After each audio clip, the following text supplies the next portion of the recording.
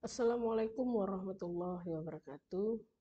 Sahabat ekonomi yang saya banggakan, hari ini kita akan membahas tentang konsep dasar perencanaan pembangunan daerah, di mana poin-poin yang akan kita bahas di dalam materi hari ini yaitu ada pendahuluan. Secara singkat kita akan memahami arti dari perencanaan pembangunan daerah. Kemudian ada kerangka hukum dan kebijakan, kemudian ada proses perencanaan pembangunan daerah seperti apa, dan dokumen-dokumen apa saja yang diperlukan untuk perencanaan pembangunan daerah. Baik, nah perencanaan pembangunan daerah adalah proses, ya, proses yang dilakukan oleh pemerintah daerah untuk menentukan arah, tujuan, dan langkah-langkah strategis dalam pembangunan suatu wilayah. Jadi ini masih suatu perencanaan, artinya belum dilakukan.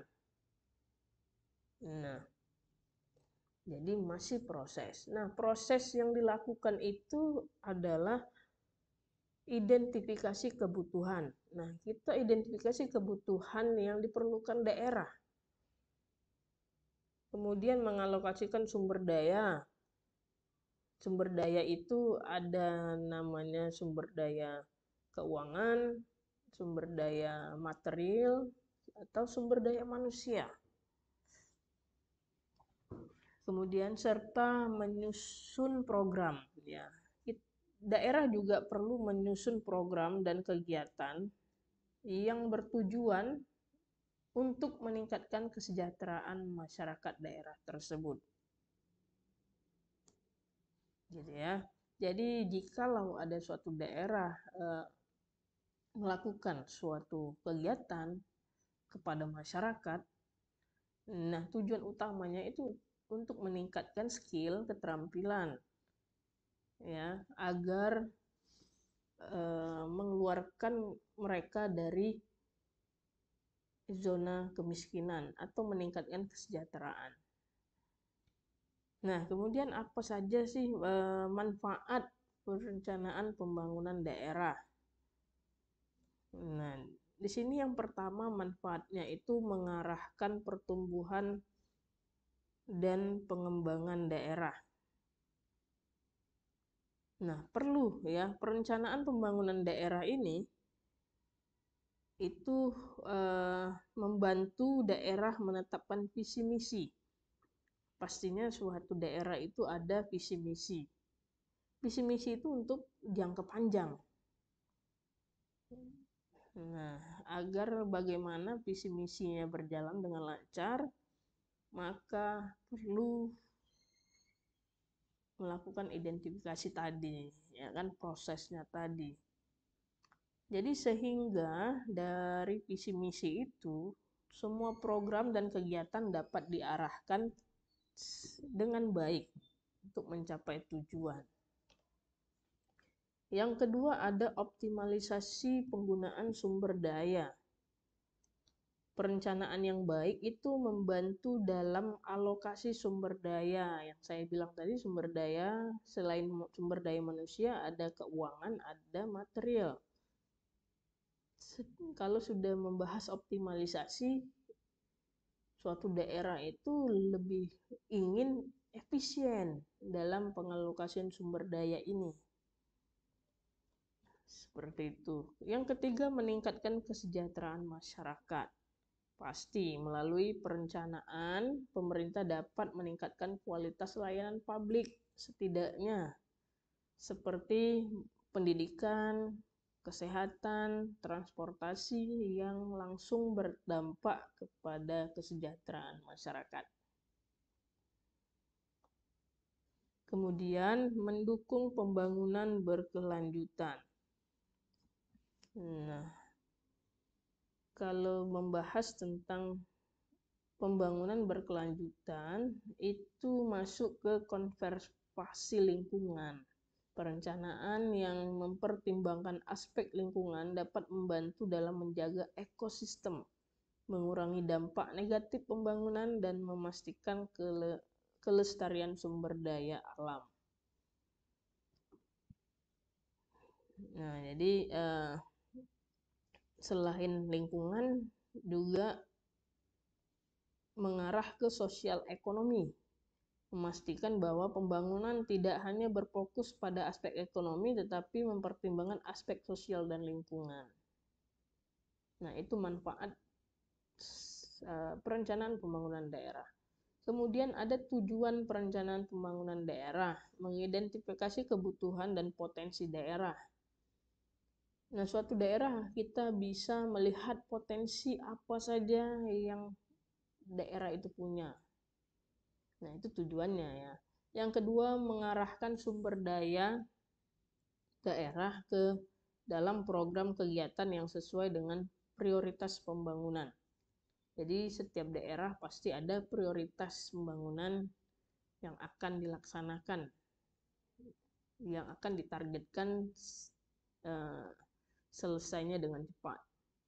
Kemudian menjamin adanya sinergi antara rencana pembangunan daerah dengan rencana pembangunan nasional.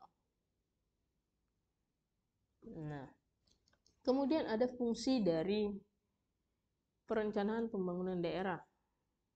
Yang pertama ada sebagai alat pengarahan pembangunan. Perencanaan pembangunan daerah membantu menentukan visi, misi, dan tujuan jangka panjang yang sudah saya jelaskan tadi. Ya, di daerah ini memberikan arah yang jelas bagi semua kegiatan dan program pembangunannya. Fungsi selanjutnya ada pengalokasian sumber daya. Perencanaan memungkinkan pengalokasian sumber daya secara efektif dan efisien, baik itu sumber daya manusia, finansial maupun material, sehingga pembangunan dapat berjalan optimal. Selanjutnya, fungsi selanjutnya sebagai alat koordinasi. Perencanaan pembangunan memfasilitasi koordinasi antara berbagai sektor pembangunan seperti infrastruktur, pendidikan, kesehatan, dan ekonomi, sehingga terciptanya sinergi yang lebih baik. Nah, selanjutnya sebagai alat evaluasi dan pengendalian. Perencanaan menyediakan kerangka untuk melakukan monitoring dan evaluasi. Jadi setiap kegiatan itu harus ada kegiatan monitoring dan evaluasi. Nah, jadi kita mengetahui apakah kegiatan ini optimal, mencapai sasaran atau tidak.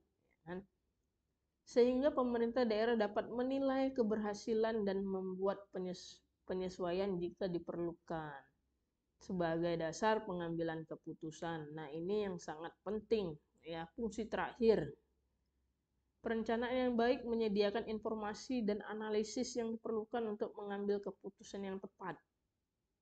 Nah, perencanaan pembangunan daerah ini adalah kebijakan yang harus dilaksanakan.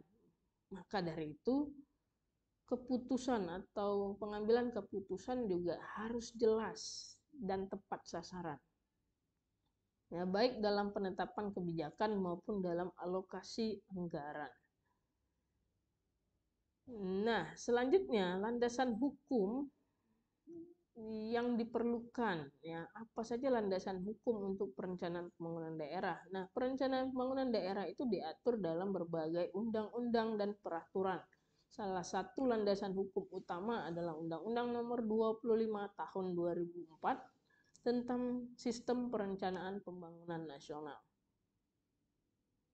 Nah, setiap daerah wajib menyusun rencana pembangunan daerah yang meliputi ada rencana pembangunan jangka panjang daerah, RPJPD.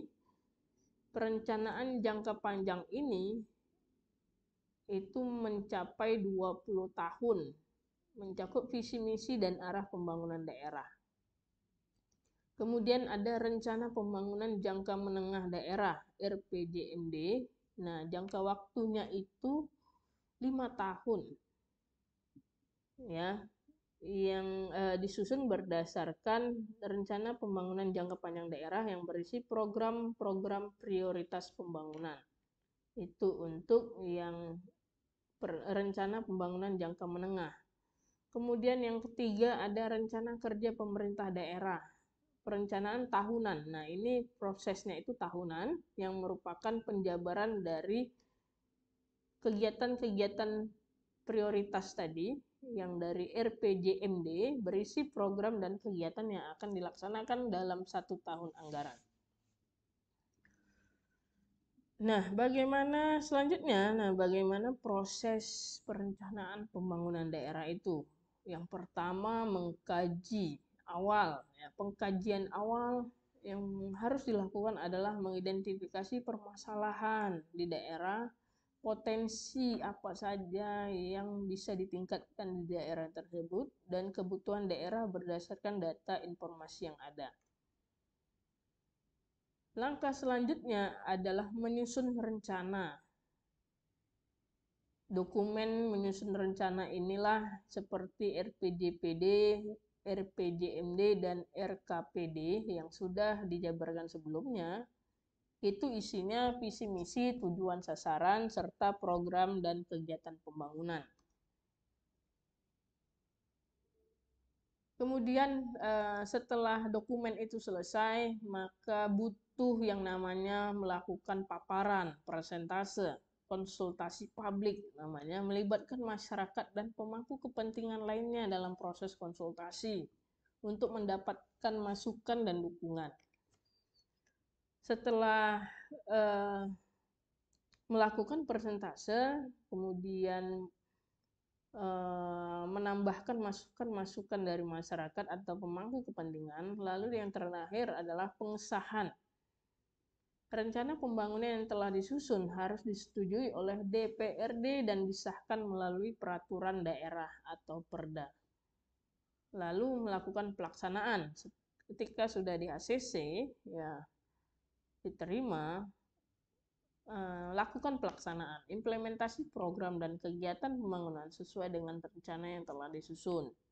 Kemudian ketika sudah dilaksanakan, lakukan monitoring dan evaluasi, melakukan pemantauan dan evaluasi terhadap pelaksanaan rencana untuk memastikan kesesuaian antara perencanaan dan pelaksanaan, serta memberikan feedback untuk perencanaan di masa mendatang.